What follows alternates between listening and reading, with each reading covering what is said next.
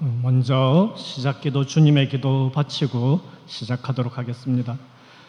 성부와 성자와 성령의 이름으로. 하늘에 계신 우리 아버지, 아버지의 이름이 거룩히 빛나시며 아버지의 나라가 오시며 아버지의 뜻이 하늘에서와 같이 땅에서도 이루어지소서.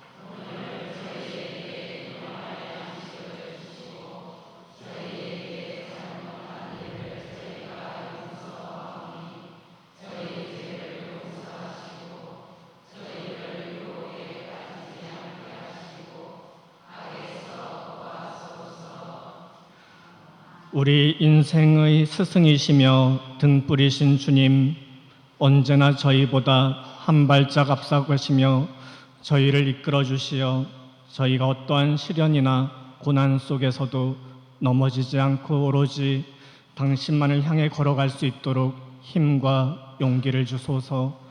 우리 주 그리스도를 통하여 비나이다. 성부와 성자와 성령의 이름으로. 찬미 예수님, 그동안 잘 지내셨어요?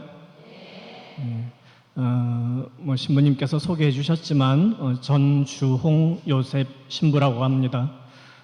제가 2006년도에 여기서 1년 동안 이렇게 이한기 신부님하고 보좌로 이렇게 살았으니까 벌써 한 13년, 한 14년 만에 이렇게 여러분들 뵙게 되는 것 같습니다. 물론 또 처음 뵙게 되는 분들도 또 많이 계시기도 하고, 제가 지금 미사를 하면서 깜짝 놀란 게 하대동 성당이 이렇게 마이크 울림이 이렇게 좋았나 이렇게 생각을, 아까 독서를 읽으면서 복음을 읽으면서 그런 생각을 해봤어요. 마이크뿐만 아니라 많은 것들이 그죠 바뀌었겠죠. 저도 여태까지 걸어온 길을 좀 되돌아보면 이제 하대동이 저한테는 첫 본당과도 같은 곳이었어요. 그 전에 한 군데 이렇게 새신부 때 복지관에 느닷없이 부관장으로 가는 바람에 또 서품 받자마자 특수 사목을 하고 그죠. 첫 본당이 이제 이 하대동이었. 어떻게 보면 참 친정 같은 그런 곳이었죠, 그죠. 그러고 나서 이제 또 여러 군데 보좌를 하고 본당 주임으로는 저 하동 진교 성당에 처음 이렇게 이제 주임으로 가게 되었고, 진교에서 사목하고는 한 2012년부터 한 5년 동안은 미국에서 교포 사목을 했었더랬습니다. 콜로라도 주에 있는 스프링스 본당이라고.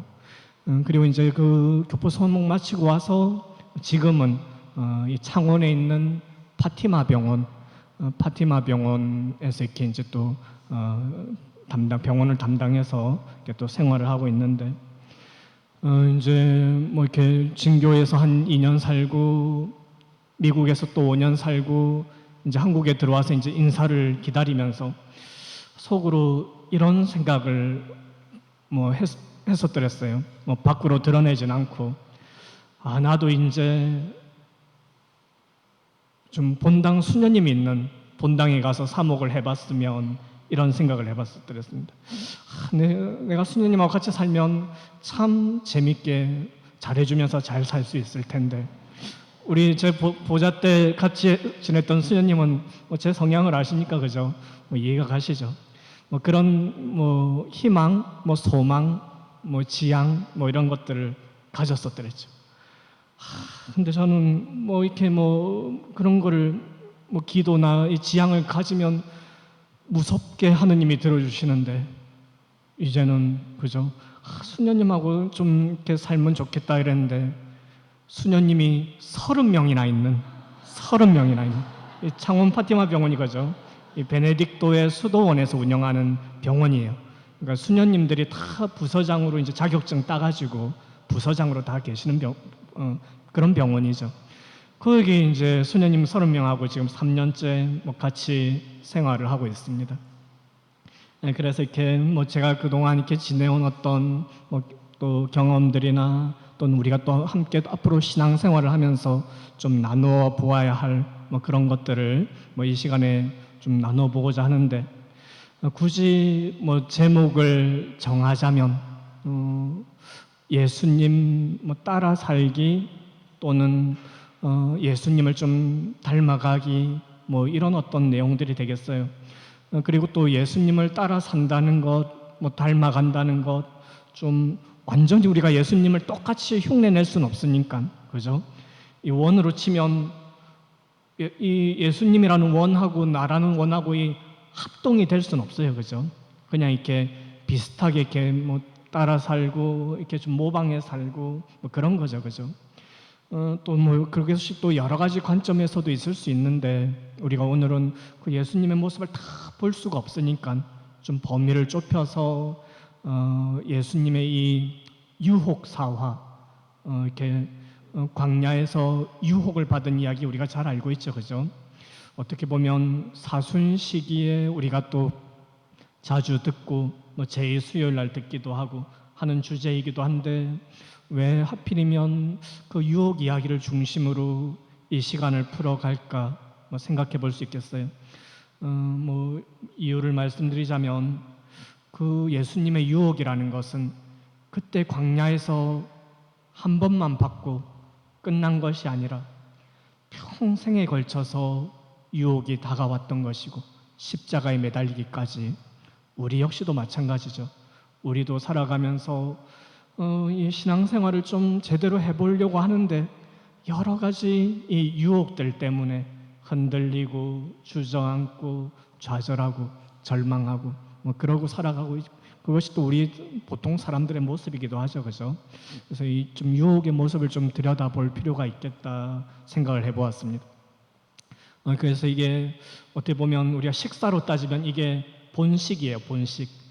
우리가 좀 본식을 먹기 전에 좀 에피타이저를 하나 먹고 시작할까 합니다.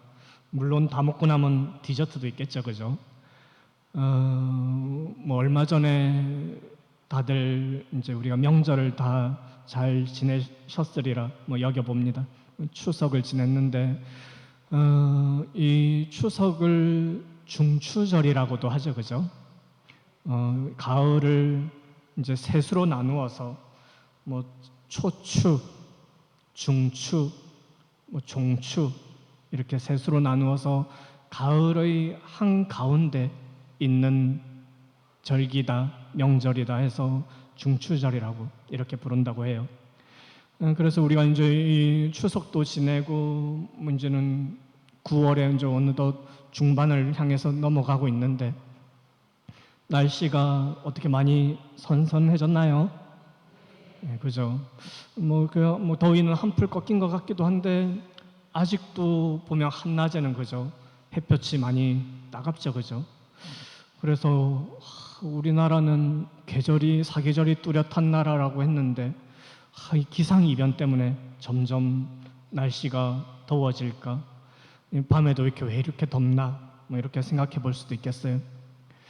그런데 사실 우리 조상들은 뭐 지금 이렇게 뭐 기상이변 때문에 뭐 그렇다기보다 이 계절이라는 것은 이 사계절로 딱 나눠 떨어지는 것이 아니라 좀 계절은 모호하다는 것을 이미 알고 있었어요. 계절뿐만 아니라 우리의 인생도. 그래서 단적인 예로 보면 어디에서 우리가 잘 알 수 있는가 하면 입추라는 절기를 보면 잘 알 수 있어요. 입추가 그죠? 가을의 문턱에 왔다. 가을의 시작을 알리는 그런 절기죠, 그죠? 그런데 이 입추가 언제쯤 옵니까? 항상 8월 8일, 9일 요 사이에 입추가 자리를 하게 되어요. 양력으로. 절기상으로도 보면 말복 전에 항상 입추가 있습니다. 우리 조상들은 그죠? 이 가을의 문턱이 왔음을 알리는 이 절기를 이 무더위의 절정에 어떻게 보면 이르는 그 시기에 입추를 설정해 놓고 가을이 왔음을 알리고 있는 거죠. 만약에 봄, 여름, 가을, 겨울 이 절기를 뚜렷하게 나누었다면 이 아침, 저녁으로 좀 선선한 찬바람이 부는 그죠? 적어도 뭐 9월 초나 9월 중순이나 뭐 9월 초는 돼야 이렇게 될 것 같은데 이 8월 8일, 9일에 이 입출을 이미 선언을 해버린단 말이죠. 무언가 하면 우리 조상들은 이 만약에 입출을 뭐 9월 초쯤으로 이렇게 해놨으면 이건 뭐예요? 현실이죠, 그죠? 현실이고 이미 계산이 선 거고 견적이 나온 거예요. 하지만 8월 뭐 이렇게 뭐 8, 9일 경에 입출을 설정해 놓았다는 이 의미는 무언가 하면 아직까지는 많이 덥지만 우리가 좀 더 노력하고 땀 흘리고 수고한다면 곧 우리가 결실을 맺을 수 있는 가을이 다가올 것이고 또 선선한 시간들을 맞이할 수 있을 것이다 하는 꿈과 희망을 담아 놓은 것이죠. 그러니까는 이 현실이나 계산이나 견적으로 살아간 것이 아니라 어떤 이렇게 꿈과 희망을 담아서 이렇게 어떤 우리 조상들은 사는 지혜가 있었다 하는 것을, 물론 뭐 이렇게 더위가 없어진 것은 아니지만 조금만 더 견디면 가을을 맞이하고 수고로 일구어온 결실을 맺을 것이다. 그래서 또 이 꿈과 희망이 있을 때 힘도 한 번 더 내고 용기도 가질 수 있는 것이죠. 물론 우리가 살아가면서 우리는 또 이런 가치를 중요시해요. 사람은 항시 분명해야 하고 뚜렷한 가치를 중요시 여기고 뭐 사람도 그렇고 인생도 그렇고 그렇게 분명하고 뚜렷하게 살기를 강조하죠, 그죠? 그런 주장이 잘못됐다는 건 아닙니다. 분명 우리는 똑똑하고 분명하고 투명한 인생을 살아야 돼요. 뭐 물에 물 탄 듯, 술에 술 탄 듯, 구렁이 담 넘어가듯 이렇게 은근슬쩍 살아가는 이 삶의 자세는 그렇게 삶의 태도는 떳떳한 것이라고 할 수 없겠죠. 그래서 우리가 유치원에서부터 대학에 이르기까지 교육을 받는 근본 목표가 이것은 이것이고 저것은 저것이다는 이 사리 분별을 가리면서 앓물 지니게 하는데 그 목적이 있다고 할 수 있겠어요. 근데 우리 인생이 참 이상해요. 왜냐하면 우리가 아무리 똑똑하고 그렇게 사리 분별력 있게 세상을 분간하고 구별하여 살면은 이 세상살이가 술술 잘 풀릴 것 같은데 그러지 않으니까 말입니다. 그 이유가 무엇일까? 뭐 이런 거 아니겠어요? 우리가 살아가는 인생은 뭐 이것은 이것이고 저것은 저것이다 라는 이 분별지로 일컬어지는 그 뚜렷함으로 다 담을 수가 없는 거예요. 그거보다 더 크고 더 복잡하고 더 모호함, 더 나아가서는 신비로움으로 우리 인생이 가득 차 있는 것이죠. 우리 인생이 이런데 이것이냐 저것이냐 내 편이야 네 편이야 할 거야 말 거야 이런 식의 삶의 태도로 어떤 주장하고 논리를 내세우게 되면 우리 인생이 어떻게 되겠어요? 참 불안해지고 위태로워지게 마련입니다. 그리고 이런 주장에는 포용도 없고 사랑을 발견하기도 힘들고 삶에 대해서 고뇌하는 흔적도 찾아볼 수 없을 뿐더러 그러니까 희망도 없고 기다림도 없고 꿈도 없는 것이죠.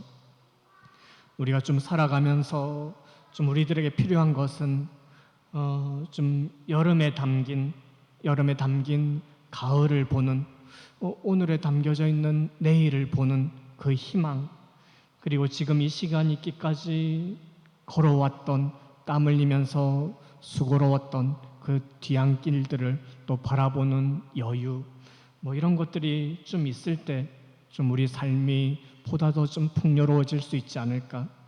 하여튼 꿈과 희망이 있어야 되고 그러기 위해서는 좀 기다림이 있어야 되겠다 하는 생각을 해보는데, 제가 얼마 전에 어떤 일이 있었는가 하면 제가 병원에 있다 보니까 매일 그 안에 수도원도 있어요, 그죠? 수녀님이 30명이나 있으니까 우리 교구에 있는 수도원 중에는 제일 큰 수도원 분원이기도 하죠. 그래서 이제 매일 수녀님들하고 새벽 미사를 합니다. 새벽 미사를 하고 또 이제 일주일에 한 서너 번 이제 환우들을 위해서, 환자들을 위해서, 또 보호자들을 위해서, 또 병원 안에도 성당이 있어요. 거기서 이제 미사를 하는데, 하루는 미사를 하는데, 미사를 드리는데 휴대폰 소리가 르르르 이렇게 울리는 거죠. 따르릉 하고 울립니다. 제가 뭐 미사를 멈추고 쳐다보면 괜히 그분이 무안해 할까봐 이제 그냥 이렇게만 보고 그냥 미사를 했죠. 그렇게 보니까 이제 환자분이시더라고요. 뭐 아픈 분이 뭐 휴대폰 울리는데 뭐 그럴 수 있죠, 그죠? 그래서 뭐 아랑곳하지 않고 미사를 했어요. 그래서 그러면 이제 빨리 벨소리를 뭐 끊었으면 좋겠는데, 아니면 뭐 필요하면 나가서 받든가. 근데 여보세요 하고 받아버리는 거. 이거 어찌해야 되겠어요? 만일 제가 본당에서 주일 미사 중에 본당 신부였으면 뭐 이렇게 좀 짚고 넘어갔겠죠, 그죠? 다른 분들도 있으니까. 근데 이제 뭐 한 10명 남짓한 이제 환자들하고 보호자들이 있는 자리에서 이제 이렇게 이제 여보세요 하면서 하는데, 또 이제 뭐 그분을 보니까는 전부터 이렇게 좀 뇌졸중이 와가지고 쇼크가 와가지고 좀 동작도 느리고 뭐 그런 분이었어요. 그래서 쳐다도 안 보고 그냥 미사만 했습니다. 얼른 끊겠지 했는데 이 통화 시간이 1분을 넘어서서 이제 뭐 2분을 향해서 달려가는데, 또 이제 이 쇼크가 오셨던 분이, 스트로크가 왔던 분이니까 이 말투도 어눌한데다가 잘 안 들리니까 점점 어떻게 되겠어요? 목소리가 커지는. 끝까지 쳐다도 안 보고 그냥 미사만 했었습니다. 근데 이제 한 2분을 넘어가니까 주변에서 이제 좀 동요가 일어나죠, 그죠? 웅성웅성거리기도 하고 막 그분을 쳐다보기도 하고. 그런데 뭐 제가 거기서 뭐 멈추고 이러면은 미사 분위기가 더 이상해질까봐 쳐다도 안 보고 미사 경본만 보고 계속 했어요, 미사. 그래서 한 2분, 뭐 제 생각에는 한 2분 남짓 됐던 것 같은데, 그 얼마나 그 느낌상으로는 긴 시간이었겠어요. 끝까지 참고 이제 미사를 하고는 그분도 이제는 전화를 끊고는 이렇게 이제 미사를 해 나가는데, 전화를 끊고 한 수십 초가 지났을까, 이분이 확 거품을 몰고 쓰러지시는 거예요. 그래서 이제 그때는 이제 다들 놀래가지고, 다행히 또 이제 미사 해설하시는 분이 뭐 수간호사가 있었기도 하고, 그래서 뭐 코드 A를 발령해서 응급실에서 뭐 의사들하고 뭐 간호사들 뛰어와서 막 인공호흡하고, 그죠? 막 뭐 기계 갖다 대고 그래가지고 겨우겨우 이제 다시금 좀 정신을 회복을 하셨어요. 그래서 오늘 이제 침대에 실어가지고 응급실로 가셨죠. 그분이 그렇게 내려가시고 나서 제가 가슴을 쓸어내렸어요. 만약에 제가 그걸 참지 못하고 그 한마디 만약에 했었더랬으면, 안 그래도 그 넘어가시는 분인데 한마디에서 넘어가시면, 그죠? 저 신부가 그걸 못 참고 우리 오빠한테 야단을 쳐가지고 너무 마음이 부대껴갖고 심장이 벌렁벌렁해서 안 넘어갔나, 이리 안 됐겠어요, 그죠?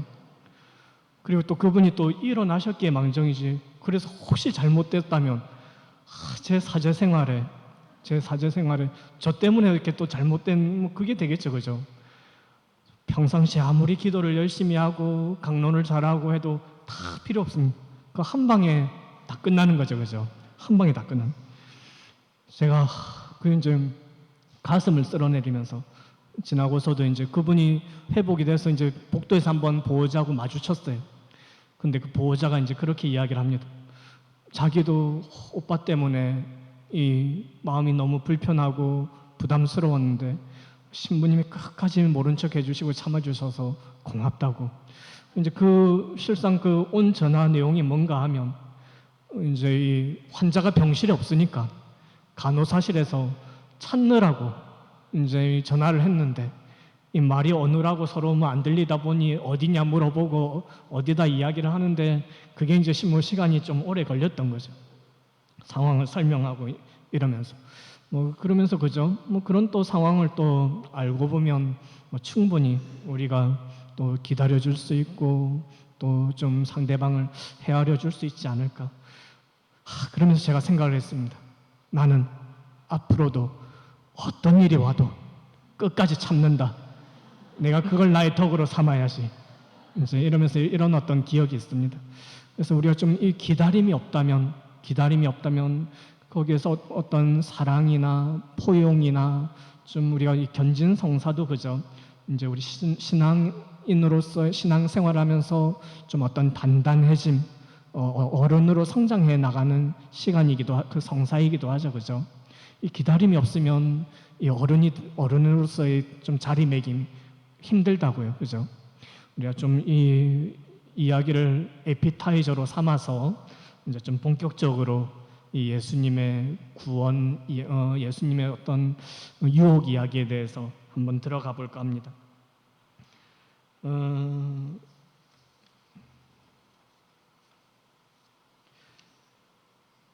예수님이 이제 이 복음을 보면 하느님으로부터 사명을 받게 됩니다. 이 요르단강에서 세례를 받으시죠. 그리고는 성령께서 예수님께 내린 첫 번째 명령이 이제 이런 일을 세상에 나가서 해라. 한 첫 번째 명령이 뭔가 하면 광야로 예수님을 이끌어서 악마에게 유혹을 받도록 하는 그런 것이었어요. 뭔가 하면 인간의 처지를 그대로 겪게끔 하는 것이죠.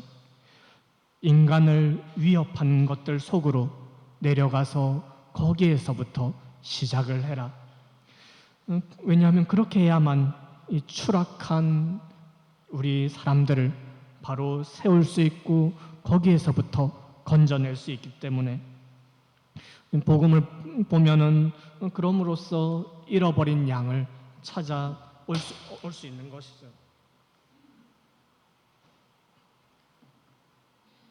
요거에 해당하는 구절을 히브리서에서 이제 이 예수님이 받는 유혹을 이렇게 설명을 하고 있습니다.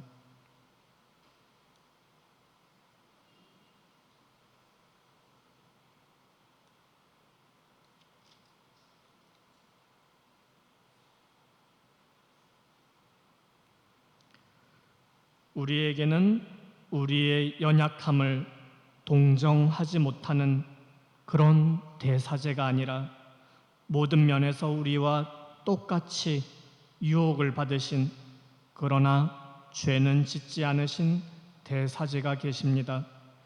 그러므로 확신을 가지고 은총의 어자로 나아갑시다. 이렇게 히브리서의 저자는 우리에게 이렇게 용기를 북돋아 주어요. 우리의 연약함을 동정하지 못하고 이해하지 못하는 그런 대사제가 아니라 똑같이 유혹을 받으셨다고 그런 이야기를 합니다. 그러면서 또 이런 이야기도 해요. 그렇기 때문에 그분께서는 모든 점에서 형제들과 같아지셔야 했습니다. 그분께서는 고난을 겪으시면서 유혹을 받으셨기 때문에 유혹을 받는 이들을 도와주실 수 있습니다. 이렇게 이야기를 합니다. 그죠? 그래서 우리가 살아가면서 얼마나 많은 유혹을 받습니까? 그죠? 물질에 대한 유혹도 있을 것이고, 권력이나 명예에 대한 유혹도 있을 것이고, 또 사람에 대한, 또 사랑에 대한 유혹도 있을 것이고. 그래서 이 유혹의 이야기를 조금 한번 더 살펴보고자 하는데, 이 유혹 이야기는 복음서에서 루카복음, 마테오복음, 이렇게 마르코복음, 이 공간복음에서는 다 소개가 나옵니다. 근데 좀 순서는 약간 달라요. 그래서 좀 이 시간에는 이 마테오 복음을 중심으로 한번 살펴보고자 하는데, 왜냐하면 마테오 복음은 유혹의 강도가 점점 세지는 모습이 공간적으로 등장을 합니다. 이렇게 예수님이 광야에서 이제 유혹을 처음에 받으시죠. 그 다음에는 이제 유혹을 어디서 받으세요? 순서가 다른 복음하고는 좀 다른데, 마테오 복음에 의하면 처음에는 광야에서 받으시고, 그 다음은 이 거룩한 성전 꼭대기에서 받으시고, 이제 사탄이 글로 데리고 이끌고 간 거죠. 그 다음에 마지막 세 번째로는 어디에서 유혹을 받으시는가 하면 아주 높은 산에서, 이제 이 사탄이 예수님을 글로 이끌고 가서 아주 높은 산에서 유혹을 받으십니다. 광야에 나가셔서는 이런 내용이에요. 그분께서는 40일을 밤낮으로 단식하신 뒤라 시장하셨다. 그런데 유혹자가 그분께 다가와 당신이 하느님의 아들이라면 이 돌들에게 빵이 되라고 해보시오. 이렇게 유혹을 합니다. 두 번째는 이제 성전 꼭대기로 예수님을 이끌고 간 다음에 당신이 하느님의 아들이라면 밑으로 몸을 던져보시오. 이렇게 또 유혹을 하고, 마지막으로는 매우 높은 산으로 데리고 가서 세상의 모든 나라와 그 영광을 보여주며 당신이 땅에 엎드려 나에게 경배하면 저 모든 것을 당신에게 주겠소. 나에게 경배하면 이 모든 영광을 너에게 주겠다고 이렇게 유혹을 합니다. 공간적으로 어떤 이동이 일어나고 있는가 하면 점점 예수님을 땅에서부터 높은 곳으로 이 사탄이 이끌고 가는 그런 대목이죠. 이 어떻게 보면 우리가 높은 자리를 지향해서 살아간다는 것은 쉽사리 어떤 길로 빠질 수가 있겠어요? 교만의 길로 빠질 수가 있는 것이죠. 참고로 이 라틴어 후밀리스라는 단어는 교만의 반대 겸손을 뜻하는 후밀리스라는 단어는 어디에서 왔는가 하면 이 땅이라는 단어에서 왔어요. 후무스라는 단어. 뭔가 하면 땅과 같이 낮아지는 것이 우리 그 겸손의 한 자세라는 것이죠. 근데 우리가 또 잘 아는 바와 같이 히브리어 중에 아담이라는 단어 잘 알죠, 그죠? 사람이라는 뜻. 이 아담이라는 이 단어도 어디에서 왔는가 하면 아담마흐라는 단어에서 왔는데 흙이라는 뜻이. 이건 또 의미하는 바가 뭐겠어요? 우리 인간이라는 존재는 흙과 같이 낮아질 때 비로소 겸손의 삶을 살아갈 수 있다. 이런 어떤 의미가 있는 것이죠. 그래서 예수님 역시도 마찬가지로 이 높은 자리를 지향해서 당신 한 생애를 살아가신 것이 아니라 태어나면서 죽기까지 가장 낮은 자리를 위치하고 계셨던 것이죠. 비참한 십자가의 어떤 형장에서도 마찬가지이시고 구유에서부터 십자가에서까지 우리가 구유를 한번 살펴보면 이 구유가 무엇입니까? 이 짐승의 여물통이죠, 그죠? 밥통이에요. 이 태어나면서부터 이 구유에 담기셨다는 말은 이 세상에 무엇으로 오셨다는 뜻이겠어요? 밥으로, 먹이로 오셨다는 그 선언이죠, 그죠? 우리가 밥을 먹는다는 의미, 양식을 먹는다는 의미, 그래서 밥이 된다는 것, 양식이 된다는 것은 어떤 의미가 있는가 하면 죽는다는 의미가 있습니다.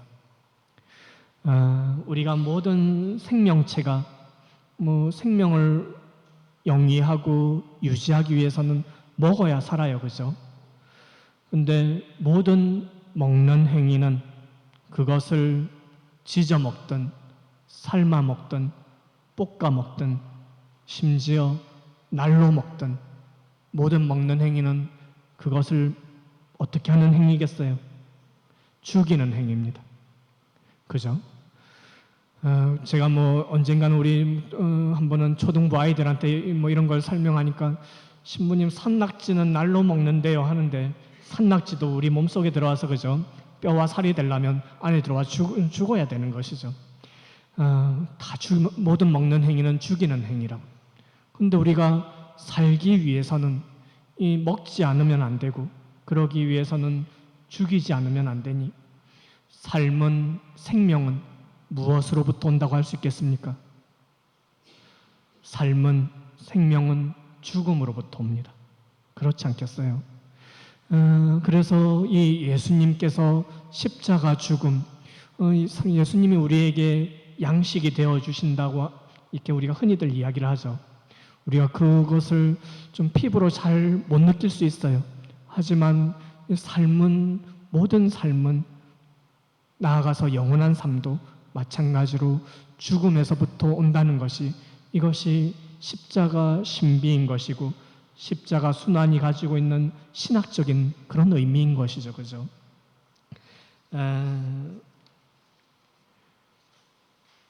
하여튼 예수님은 이 세상의 밥으로, 먹이로 그렇게 낮아지고자 하셨다는 것.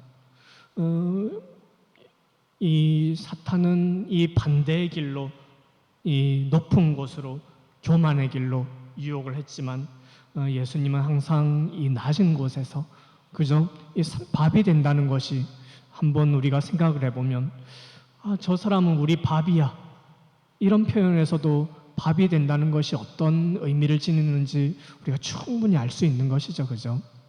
한 번 더 이제 좀 더 본격적으로 첫 번째 유혹부터 살펴보도록 하겠습니다. 첫 번째 유혹을 다시 한번 보면, 그때 예수님께서는 성령의 인도로 광야에 나가시어 악마에게 유혹을 받으셨다. 그분께서는 40일을 밤낮으로 단식하신 뒤라 시장하셨다.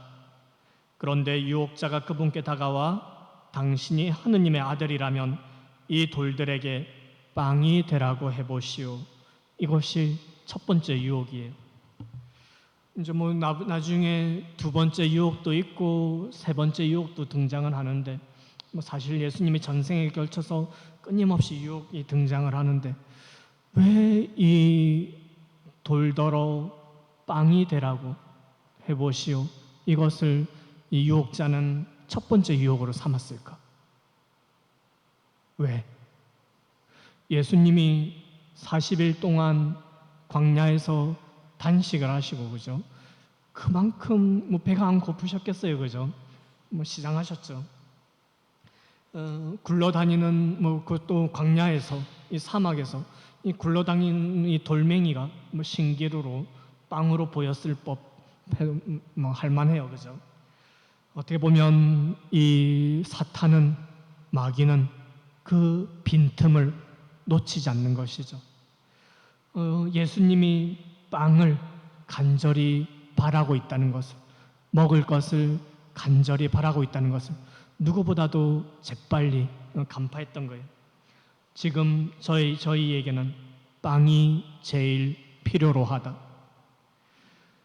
이 유혹에서 우리가 무엇을 좀 한번 좀 살펴볼 수 있는가 하면, 나도 우리도 살아가면서 지금 당장 절실한 게 있을 수 있죠, 그죠? 그것이 건강이 될 수도 있고, 뭐 물질이 될 수도 있고, 뭐 여러 가지가, 뭐 사람의 도움이 필요할 수도 있을 것이고, 뭐 절실한 게 있을 수도 있다는 거죠. 그리고 그죠, 이 절실한 게 그것이 절실하면 절실할수록 다른 게 눈에 잘 안 들어오겠죠, 그죠?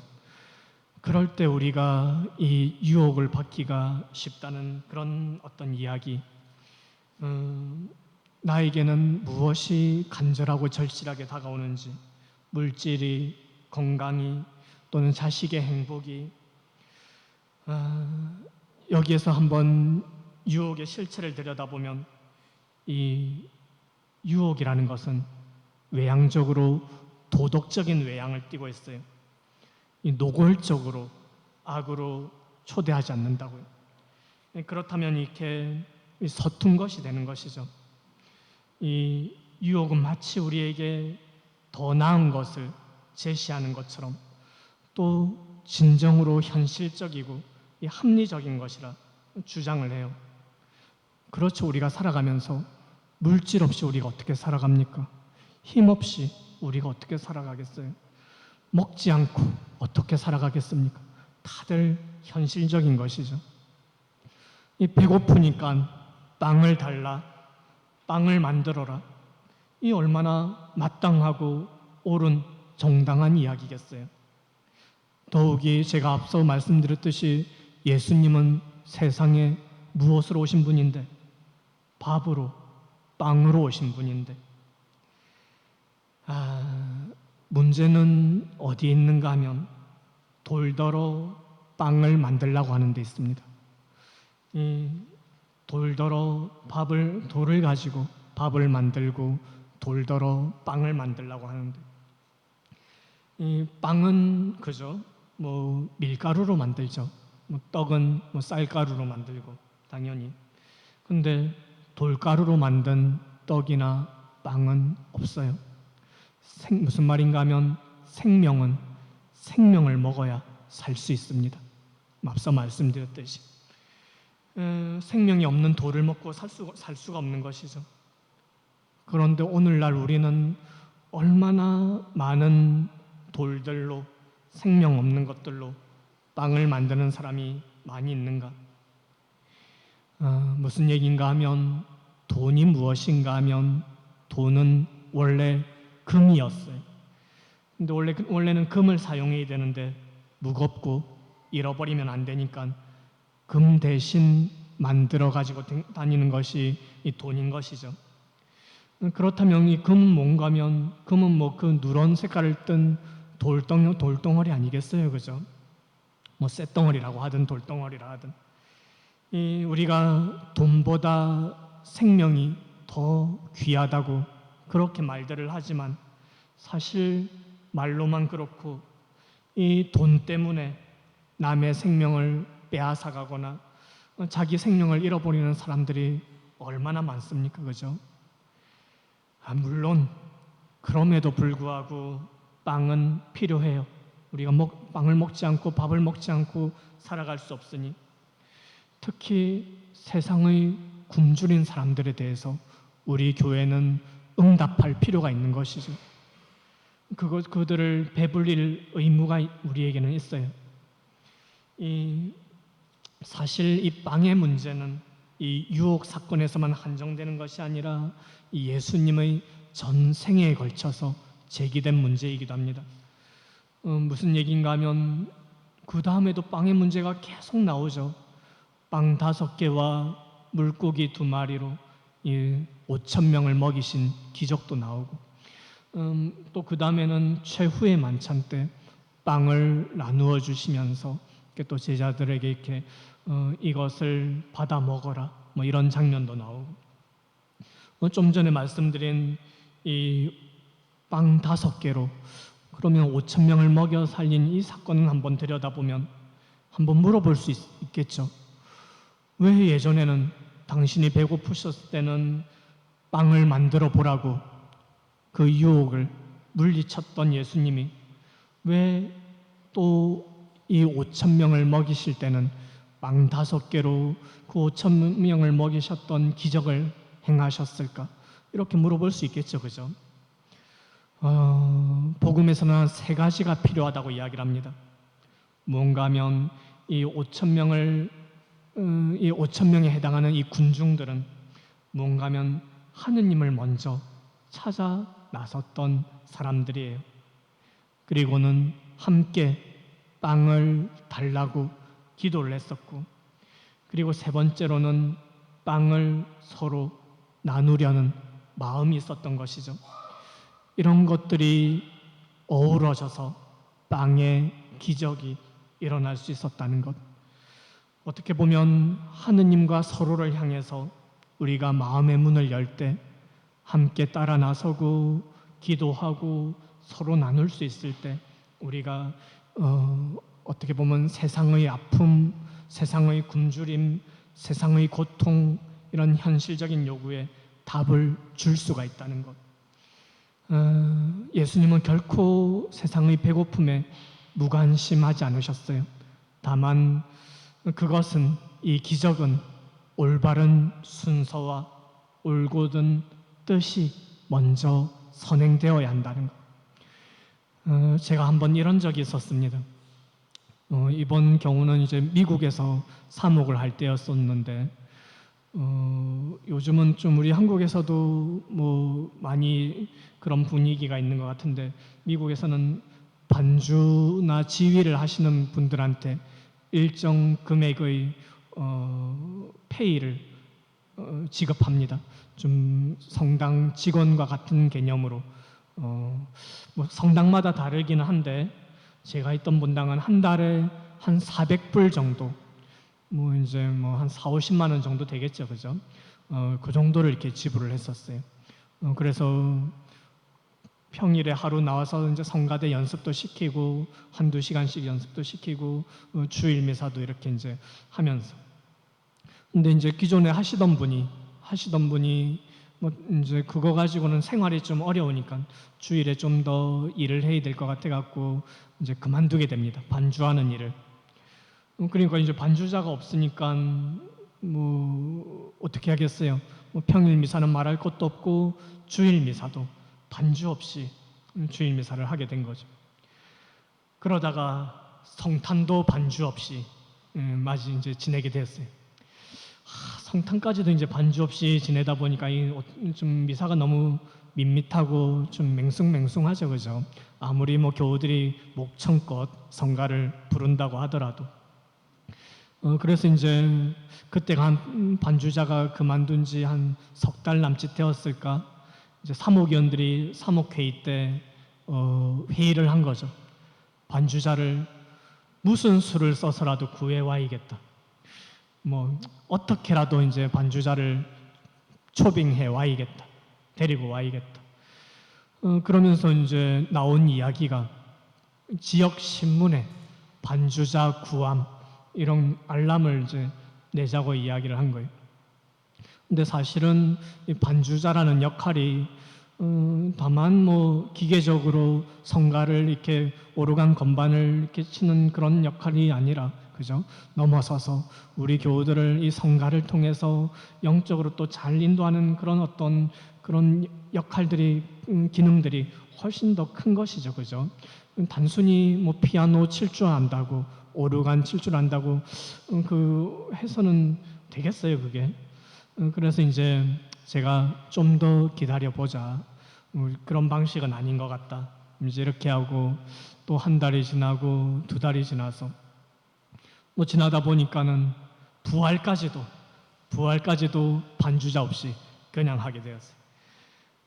그러던 와중에 이제 저희 본당에서 반주자를 구한다는 이제 소문을 듣고 예배당에서 반주하시던 분이 내가 성당에 가겠다고 이렇게 이제 하셨는데, 이분이 알고 보니까 원래는 성당에 이제 세례도 받고 성당에 다니시던 분인데 예배당이 이제 좀 더 뭐 여러 가지 사정으로 이제 예배당에 나가서 이제 뭐 신앙생활도 하고 반주도 하고 거기 이제 뭐 그렇게 지내시던 분이시더라고요. 뭐 같은 하느님이니까 아무 상관없죠, 그죠? 그리고 다시 와준다니까 고맙고. 근데 이제 그럼 와서 뭐 이렇게 보고 이야기를 하면 될 텐데 다시 다른 사람을 통해서 하는다는 이야기가 뭐 말인즉슨 지금 한시 바삐 성당 가서 자기도 이제 성당이 너무 그립고 빨리 가고 싶은데 성당에서 반주도 하고 싶은데 이런 이야기를 합니다. 예배당에서 주는 것만큼 페이를 줬으면 좋겠다. 이런 이야기를 합니다. 그래, 뭐 그러면 그죠? 뭐 줄 수도 있죠. 그래서 얼만고 하고 이제 알아보라고 얼마입니까 하고 알아보니까 한 달에 700불이라는 거예요. 그럼 한 90만 원 뭐 정도 되겠죠. 8, 90만 원.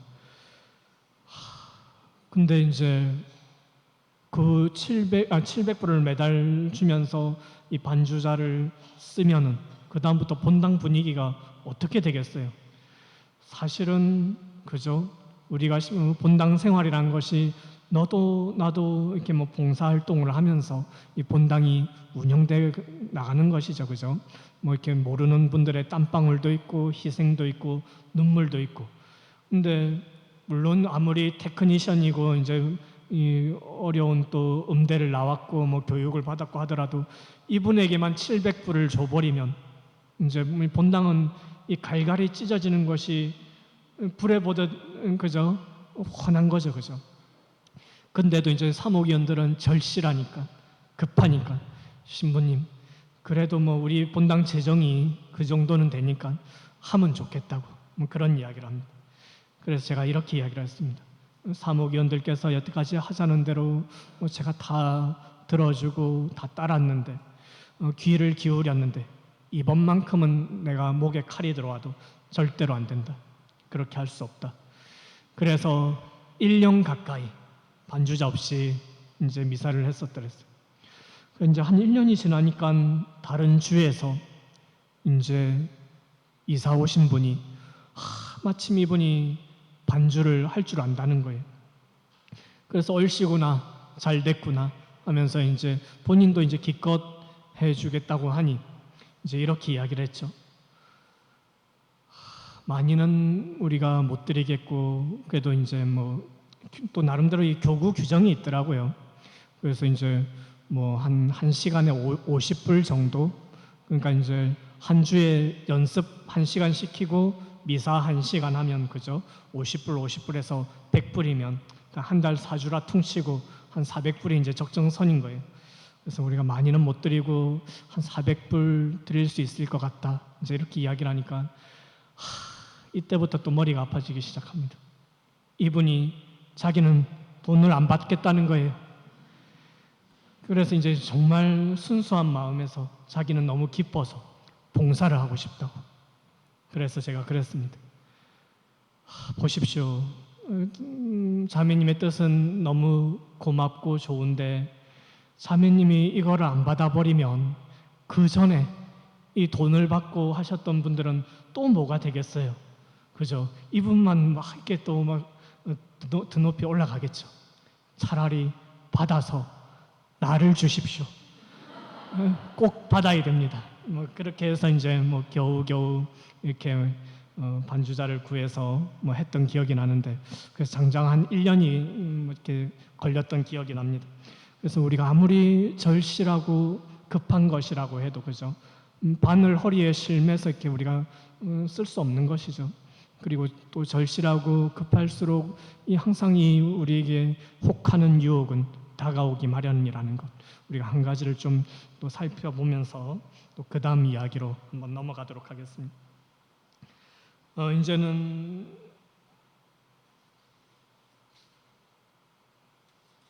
빵 얘기를 좀 이 이야기로 한번 마무리할 필요가 있겠습니다.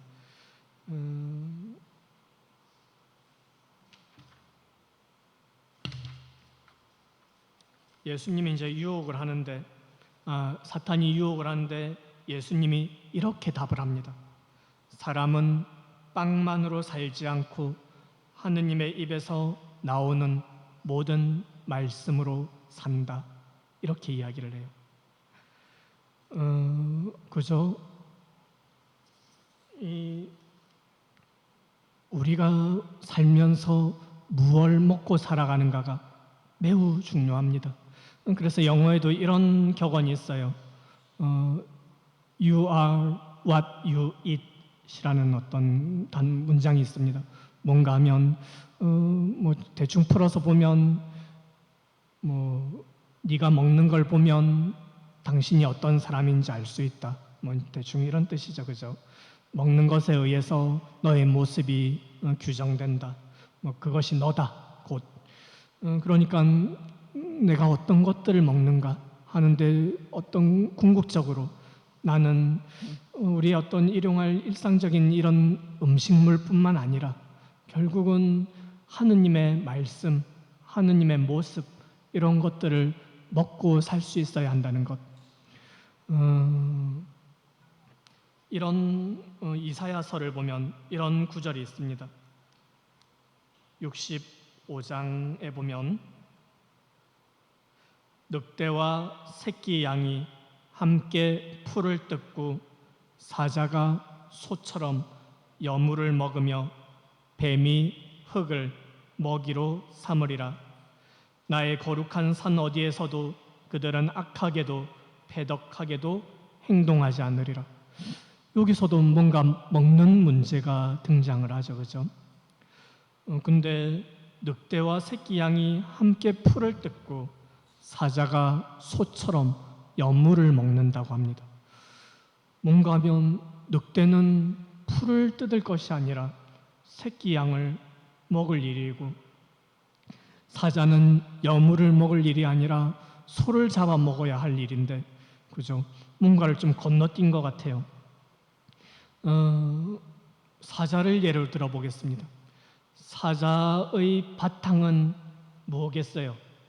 사자를 있게끔 한 거는 소죠, 그죠? 소를 먹고 살아가니까. 소의 바탕은 뭐겠습니까? 오늘 그냥 아까 구절로만 보면 여물이죠, 그죠? 여물을 먹고 소가 있고 소가 살아가니까. 근데 이 사자는 소를 먹지 아니하고 여물을 먹었다. 늑대가 새끼 양을 먹지 아니하고 풀을 뜯어 먹었다. 이 말은 무언가 하면 지 바탕의 바탕을 먹었다는 이야기입니다. 좀 더 나아가서 우리 역시도 세상 모든 것들도 바탕의 바탕을 먹게 된다면, 그 마지막 바탕의 근원을 먹게 된다면 우리는 무엇을 먹고 누구를 먹고 살아야 될 것인가? 바로 하느님이겠죠, 그죠? 결국은 이 이사야서에 나오는 이 구절은 늑대와 새끼 양이 함께 풀을 뜯고 사자가 소처럼 여물을 먹으며 뱀이 흙을 먹이로 삼으리라. 이것은 이 제목이 새로운 창조, 새 예루살렘의 평화예요. 우리 역시도 그죠? 하느님의 말씀은 듣는 것이 우선이 아닙니다. 하느님의 말씀은 먹는 것이에요. 우리 입으로. 이 듣는 기능은 뭐 한 귀로 듣고 한 귀로 흘릴 수도 있지만, 먹는다는 의미는 우리에게 피와 살이 된다는 것이죠. 우리가 바탕에 바탕을 먹을 수 있을 때, 뭐 한자로 쓰면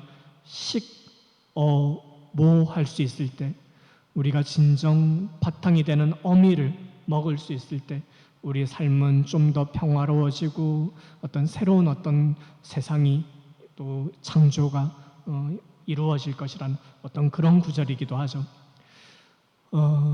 예수님이 이 최후의 만찬 때 보면,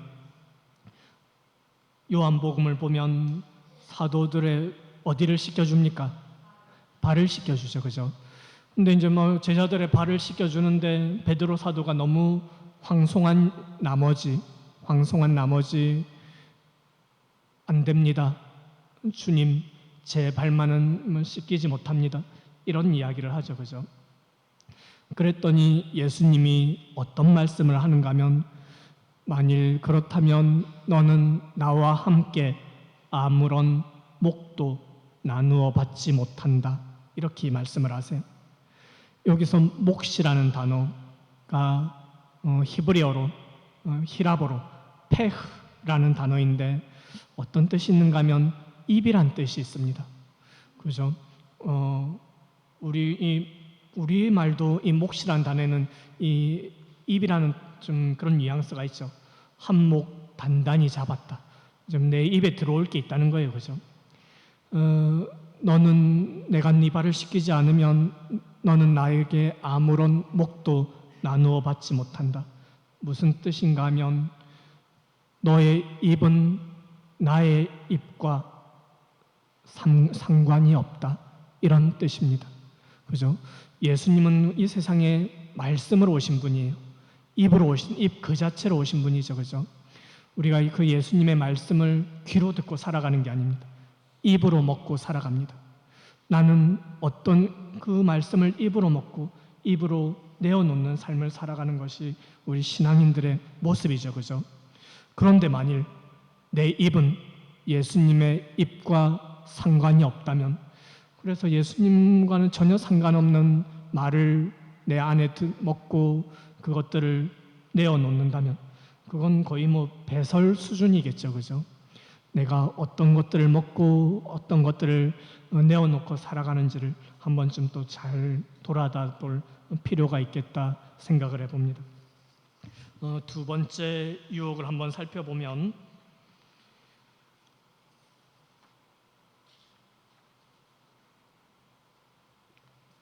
두 번째 유혹은 사탄이 이렇게 이야기를 합니다. 첫 번째 유혹도 마찬가지지만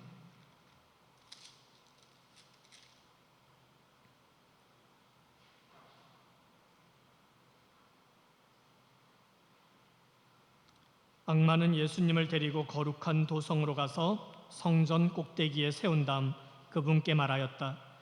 당신이 하느님의 아들이라면 밑으로 몸을 던져보시오.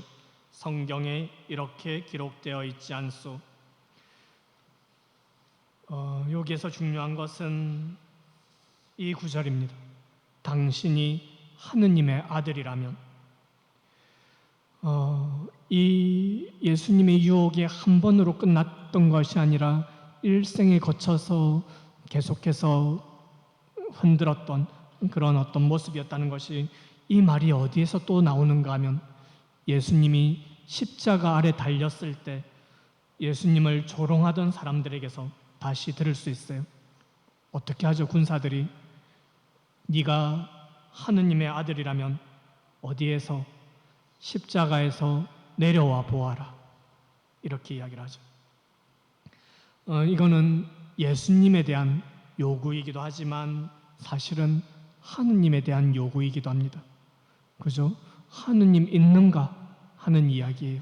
하느님 살아계시나, 신이라는 존재가 정말 있나 하는 그런 이야기이죠. 이 어떤 유혹의 핵심에 대해서 예수님의 대답은 이렇습니다. 주 너의 하느님을 시험하지 마라, 이렇게 이야기를 합니다. 그러면서 어떻게 보면 예수님은 삶으로서 이 하느님이 계심을 증명을 했는데, 이 높은 곳에서 이 성벽 위에서 뛰어내려 보라고 했을 때 예수님은 뛰어내리시지 않으셨어요, 그죠? 근데 예수님은 이 십자가 사건을 통해서 죽음으로, 당신 몸을 죽음으로 내어 던지신 분이시죠. 뛰어내리신 분입니다. 그 성금요일 어둠의 10년으로 내려가신 분이에요. 하지만 이 뛰어내림은 하느님을 시험하거나 또는 외견상 수치스러운 죽음이긴 하지만 하느님의 품 안으로 떨어지는 그런 어떤 도약이었다는 것. 어떻게 보면 우리가 살아가면서 하느님을 신뢰하면서 살아가는 사람의 인생의 모습하고 하느님을 끊임없이 시험하고 의심하고 그러면서 이렇게 살아가는 사람의 모습하고는, 그죠? 삶의 어떤 모습에 있어서, 양태에 있어서 분명히 차이가 있겠죠. 세 번째 유혹을 한번 살펴보겠습니다. 이제는 높은 산으로 데리고 가서 이 지상의 찬란한 왕국을 보여주면서 나에게 경배를 하면 이 발전과 번영된 이 세상을 너에게 주겠다고 유혹을 합니다. 어떻게 보면 예수님이 가장 혹할 수 있는 유혹이에요. 왜냐하면 이 지상 왕국, 낙원, 이것을 건설하는 것이 예수님의 사명이고 목표 아니겠어요, 그죠? 근데 이렇게 잘 다듬어진, 가꾸어진, 찬란하게 발전된 그 도시를 보여주면서 나에게 경배하면 이것을 너에게 허락해 하겠다 하니, 그죠? 이런 유혹도 어디가 있겠어요? 우리에게 한번 질문을 던진다면, 정말 예수님이 계시다면, 하느님이 계시다면 이 세상이 더 나은 세상이 될 수 있도록 이끌어야 하지 않는가? 우리는 그렇게 우리를 이끌어주는, 발전하고 성공의 길로 이끌어주는 그런 메시아를, 주님을 찾고 있지는 않은가? 이렇게 한번 우리가 반문해 볼 수 있죠. 나는 어떤 예수님을 원하는지. 예수님이 재판의 절정에 다다랐을 때 빌라도가 예수와 바랍바라는 이 강도 가운데 한 명을 선택하도록 하죠. 이 바랍바라는 인물이 어떤 인물인가 하면 이제 제가 방금 강도라고 표현을 했는데 요한복음 18장 40절에 보면 바랍바는 강도였다 이렇게 나옵니다. 근데 이 당시 이 정치적인 상황에서는 단순히 뭐 좀도둑이나 뭐 흉기를 들고 사람을 이렇게 해서 뭐 물건을 빼앗는 이런 강도뿐만 아니라 그 어떤 로마의 어떤 치하에서 좀 저항을 하는 저항투사 또는 뭐 아나키스트, 뭐 우리로 치면 일제시대 독립투사 뭐 이런 어떤 인물이었을 가능성이 큽니다. 그래서 이제 그런 것들을 좀 드러내주는 구절이 바랍바는 반란에 가담한 적이 있을 뿐 아니라 마르코복음 15장 7절 그 와중에 살인범으로 고발되었고 바랍바는 이름난 죄수였다. 이런 어떤 구절에서 좀 저항투사 또는 반란의 지도자급 우두머리급 이런 어떤 인물이었다. 한번 생각을 해보세요. 우리의 어떤 처지로 좀 생각을 해보면 우리 입장에서 우리가 일제 제국 시대 때 일본의 통치를 받으면서 나름대로 독립운동을 하던 그 투사의 어떤 인물의 전형이 바랍바였다면 그러면 예수님과 바랍바 사이에 둘 중에 한 명을 선택하라 했을 때 군중이 누구를 선택했어요? 바랍바를 선택했죠, 그죠? 이것이 너무 지나친 일이었을까? 사실 그럼 바랍바가 정말 그런 훌륭한 인물이었어요? 물어볼 수 있는데 이름에서 어느 정도 드러납니다.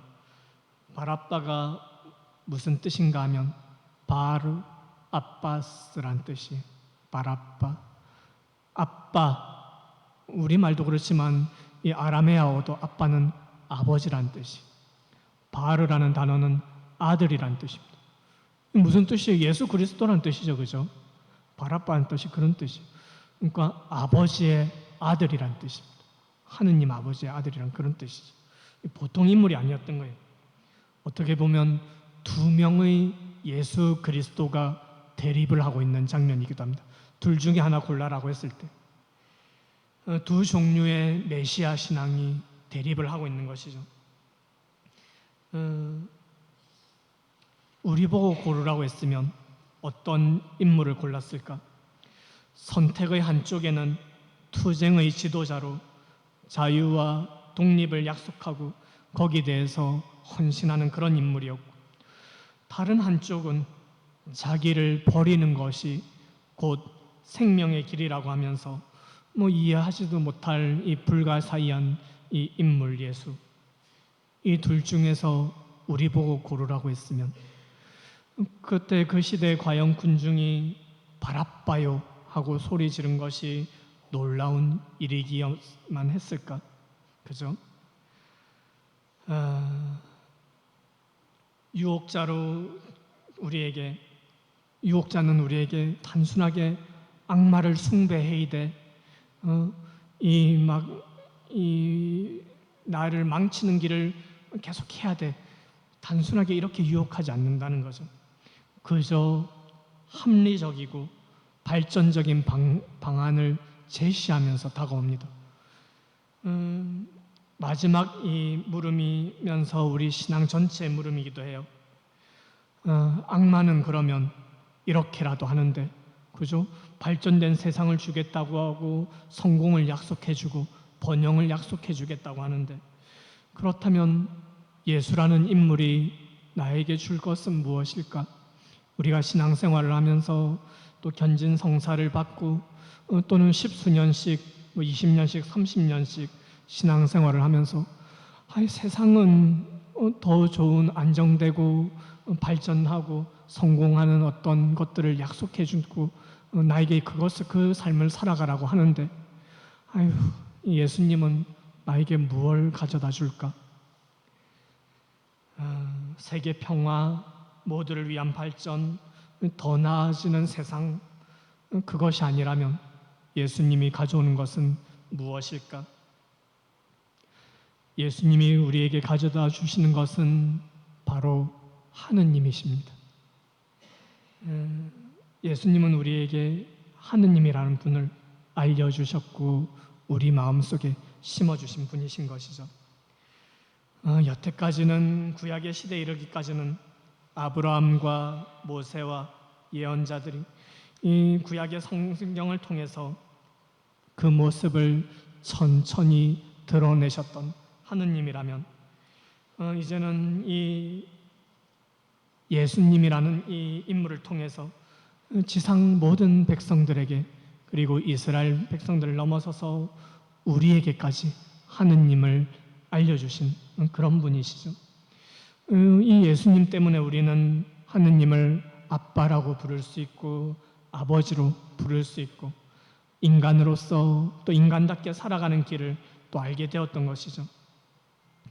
하느님의 길이 하느님이 알려주시는 삶이 죽음의 고통에 시달리는 것처럼 보이고 십자가의 억울함을 인생의 억울함을 늘 짊어져야 하는 것처럼 보이지만 이것이 진정한 영원한 구원의 길임이 드러난다는 것. 사탄이 당시 예수님에게 보일 수 있었던 세상 나라들의 발전들은 그 사이에 모두 몰락했지만 그 광채와 위엄은 헛개비였지만 예수님의 영광은 그렇게 겸손하게 고난을 감수하는 그 사랑의 영광은 몰락하지 않고 오늘날까지도 빛나고 있다는 것. 이런 어떤 세 가지 유혹을 통해서 다시 한번 나는 무엇을 절실하게 간절하게 지금 이 순간 바라고 있는가? 그 빈틈을 나는 유혹받고 있지는 않은가?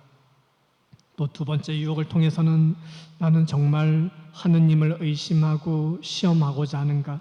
아니면 끝까지 신뢰하는 모습이 있는가? 또 마지막으로 세 번째로는 어떤 세상의 발전, 나의 성공, 내 자신의 행복을 그 모든 소중한 가치를 넘어서서 예수님은 무엇보다도 우리에게 하느님을 가져다 주신 그런 분이시라는 것.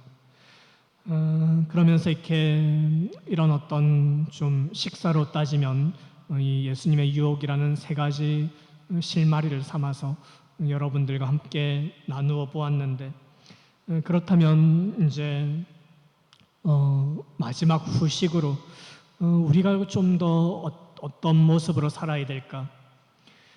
제가 전설을 한 편 소개해 드리겠습니다. 그러면서 마치겠는데 크게 우리 구전으로 전해 내려오는 이야기들은 크게 전설이 있고 민담이 있어요. 그 둘을 어떻게 분간하는가 하면 들어보고 슬프면 뭐겠어요? 슬프면 10중8구 전설입니다. 웃음이 나오면 뭐 10중8구 민담이에요. 좀 헛되고 뭐 상상 허황되고 뭐 어이가 없고 뭐 그런 일이 어떻게 있어? 이러면 이게 민담입니다.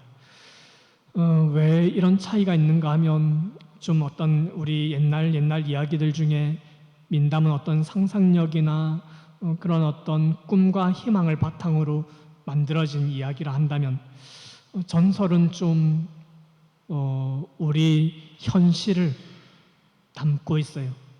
그래서 무슨 뜻이겠어요? 그만큼 우리 현실이 비극적이고 슬픈 일들이 많이 있다는 뭐 그런 이야기겠죠. 지금 소개해드릴 전설은 어디와 연관이 된 전설인가 하면 경북 상주에 있는 지금 상주시죠, 그죠? 함창 경북 상주 함창에 있는 공갈못에 얽힌 전설입니다. 혹시 경북 상주가 고향이신 분 계세요? 우리 형제님은 제가 십수년이 지나도 성은 생각이 납니다. 성은 성씨예요, 그죠? 맞습니까? 우리 일자 중자? 아, 맞아요? 요한 형제님. 베드로 형제님. 아유, 잘 지내셨어요? 근데 베드로 형제님 고향이 상주 함창이세요. 예, 예. 뭐 혹시 공갈못이란 그 동네 연못은 들어보셨어요? 예, 잘 들어요. 뭐 옛날에 이 경북 상주 함창에 이 공갈못이라는 못이 있었는데 이 못이 이 여름에 비만 오면 그 못뚝이 터져서 마을 사람들의 골칫거리였다고 합니다. 아무리 뭐 보수를 해도 튼튼하게 쌓는다고 다시 쌓아도 비만 좀 많이 내리면 터져버리는 거죠. 이 뚝을 어떻게 하나 막 이렇게 마을 사람들이 골머리를 앓는데 하루는 뭐 이렇게 지나가던 중이 시주를 하던 중이 이 마을 사람들의 이야기를 듣고서는 한 가지 해결책을 알려주게 되어요. 그 해결책이 그 뚝이 무너지는 것을 좀 해결할 수 있는 그 답이라는 것이 무엇인가 하면 그렇게 매번 뚝이 무너져 내리면 그 다음에 쌓을 때는 그 못뚝에 사람을 기둥으로 삼고 세우고 뚝을 다시 세워보시면 그 다음부터는 뚝이 무너지지 않을 것이요 이렇게 이야기를 합니다. 그래서 이제 사람들이 그죠 뭐 답을 얻었으니까 뭐 얼씨구나 좋다 이랬는데 하루가 지나고 이틀이 지나고 일주일이 지나고 하다 보니 그죠 누가 과연 이 못뚝에 사람으로 나설 것인가? 시간이 지날수록 서로를 바라보는 눈에서 무엇마저 느껴지겠어요? 살기마저 느껴집니다. 그렇게 이제 시간이 지나고 있던 차에 다시 일전에 그 중이 다시 나타나서 이제 이렇게 이야기를 하죠. 사람 기둥으로 설 사람이 없으면 제가 서지요 합니다. 그래서 마을 사람들이 그죠? 아유, 그게 좋겠습니다.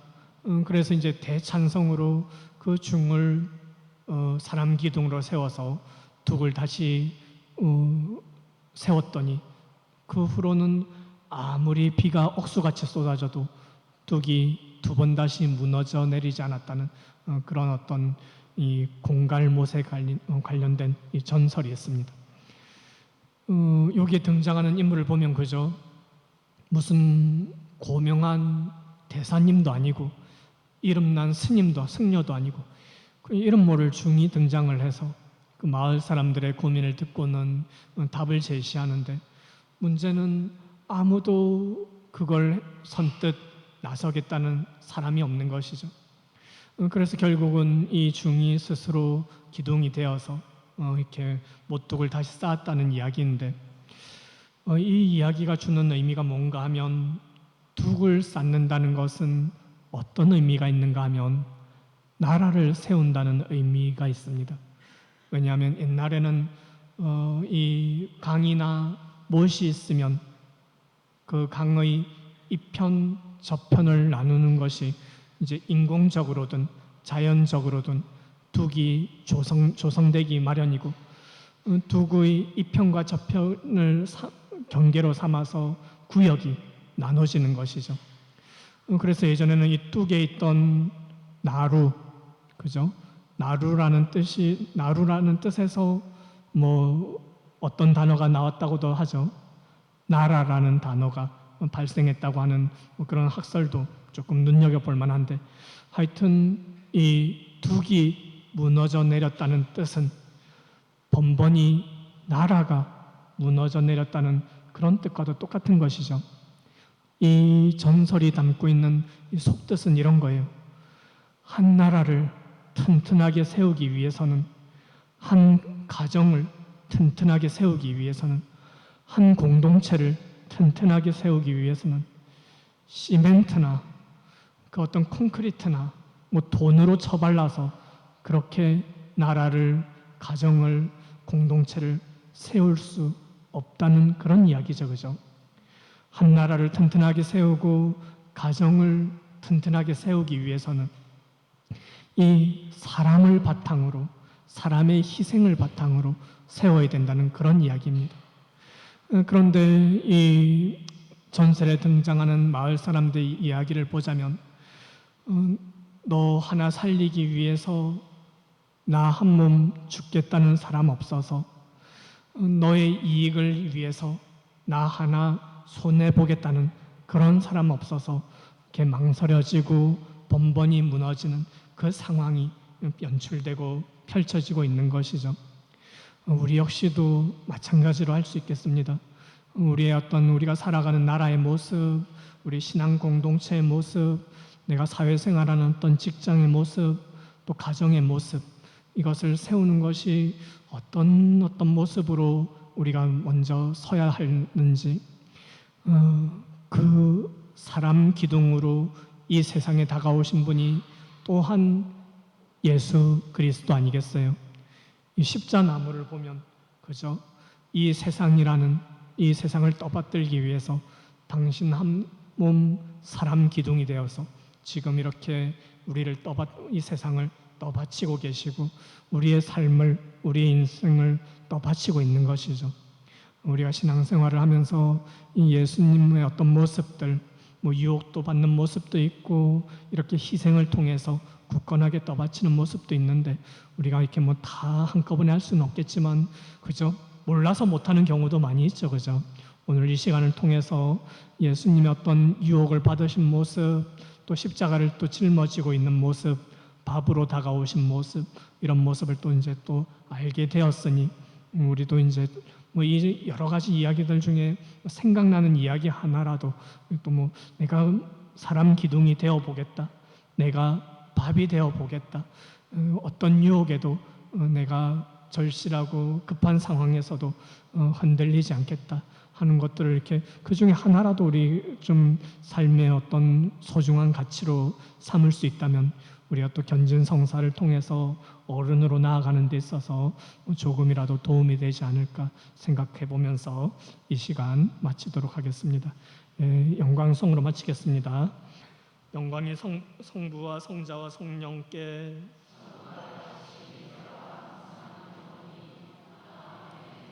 성부와 성자와 성령의 이름으로 수고하셨습니다.